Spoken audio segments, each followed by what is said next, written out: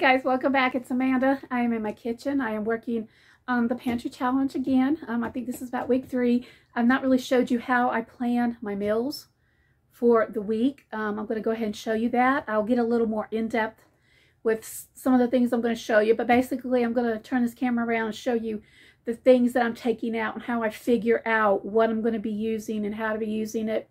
It's probably nothing new to anybody else what they do. Most of the time I'm literally an on the fly type of woman. I just kind of like, I'm thinking a day ahead. I'm trying to be a little bit more motivated. My motivation lately has gone down terribly. I'm trying really by doing this pantry challenge to get motivated. Do you guys have problems with that? I do. I'm not kidding. Sometimes I get tired of cooking and all that. Actually, I love to cook. I'm just not very good with the planning part. Yeah, that makes any sense. But let me go ahead and get this turned around and show you what I'm working on, what we've got planned this week, and hopefully something here will help you guys. If not, you guys leave tips and comments below with how you do things. I'd really appreciate that because I would love interaction, you know, people sharing things and helping each other. So let me go ahead and show you what I got, what I'm doing on this. All right, guys, so the main thing I have done with this pantry challenge, to figure out exactly how much food I have in the house and for how long, I start with simply a meal planner. It is a cheap Dollar Tree monthly planner. I just make it my menu, and I list all the things that I already have in the house that I know that I have. And with that, I can kind of like decide what I'm going to eat for the week, what I need to take out, that type of thing. This is January. You'll see I didn't fill it in. I've been going on the fly with this, but I'm like, I need to get more dedicated with it because it really does keep me on track. So if you look here, you'll see I have got from the 12th, which we've already gone through this. Let's see, today is the 17th today is the 24th of January. I'm already messed up. Anyways, the 24th, you can see what I've got here planned for the whole week, what I've got planned, okay? Now, just because it's there doesn't mean I'm going to have it, okay? It means I've got the stuff in the house here. If you looked at this week, it would say I have Sloppy Joe's. Rerun means I'm going to have leftovers. Then this says pepper, steak, and a veggie. Leftovers again, turkey and stuffing. Now, that doesn't mean that I'm going to do it. It means I have this stuff.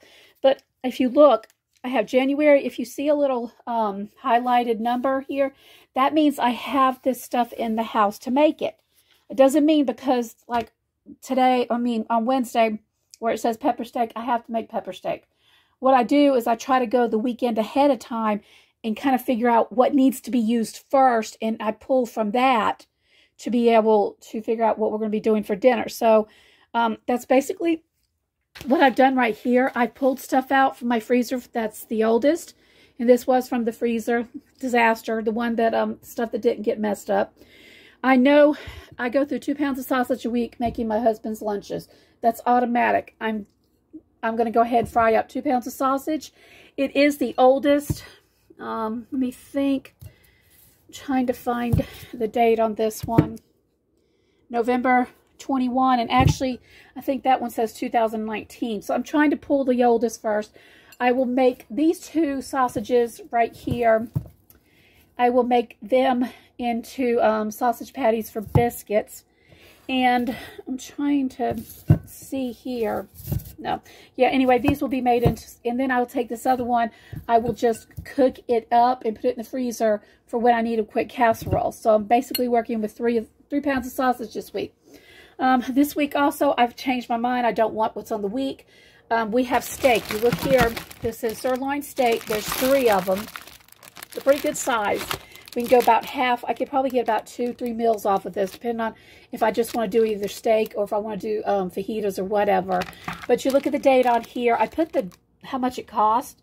This sirloin steak was $5.99 a pound back in September. I haven't seen it that cheap since then, but that just is to give me an idea what prices are. So I've got 3 steaks in there. That'll last about 2 nights. I need to use those. I've got over here chicken thighs. Let's see, these are boneless chicken thighs. These are actually 2 years old. They really need to be used. I'll be making fried chicken and something with those. And I'm also deciding to make a, a sausage casserole this week. And y'all, I'm like so happy that I found this. But if you will look here, you will notice, by the way, this is our pig right here. This is sausage that we had from 2018 that we raised. It was the last pig we raised. We haven't done it in the last few years. Thinking about doing it again this year. But anyway, this is the last. And this sausage is like totally amazing because it was raised on good stuff in our little homestead. But anyway, I save this for particular items that I make at the sausage casserole because I promise you this tastes a zillion times better than that.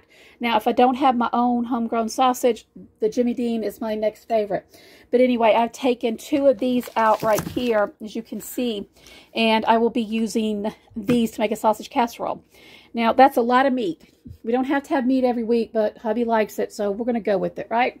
Like I said, I'm trying to use the oldest items first. With this menu planner, I will go back and show you more details in another video of it. But basically, if you see a yellow highlight, it means I have the stuff in the house. And if you come over here, this tells me the meat that I'm going to use, and I'll know ahead of time what's going to have to be replaced. So that's kind of like a monthly tabulation on stuff that I know to look for in sales to replace again. And so far, I've got this menu made out until I've got it through. I basically got a 2.5 month menu plan on stuff I have, or maybe I might need two or three small items. So yeah, so that's kind of how I'm doing this pantry challenge. I'm trying my best to use the oldest stuff first, keeping a tabulation, running tabulation on what I'm using so I can replace it when there's a sale. Just because it's on a certain date, like I said, does not mean I have to use it. It just means if it's got that yellow dot on the date, it means I have the items in here. I can go ahead and make it. So I've got 3 months of meals here, and they're not many of them are like repeats. I tried to come up with at least, most of them are. I mean, just trying to come up with something different. I'm really trying to expand my recipes just to break out of something different. So anyway, if you like this video, give it a thumbs up. Thank you so much for stopping by. This is what I'm doing again for this pantry challenge. This pantry challenge is not about, per se, not stocking up. It's about looking at what I've got and using what is oldest first and restocking when sales come along. And it has already showed me a lot of holes that I have. It's already showed me. I guess that's kind of the goal of trying to figure all this out. Because truth be told, y'all, I don't think this is the time to be doing a pantry challenge where you're totally eating out of your freezers, refrigerators, cabinets, pantries, and you're not replacing any of it. Y'all, I just don't think that's a good thing right now. That's just me. So anyway, I hope you guys are having an awesome day. Thank you so much for stopping by. God bless.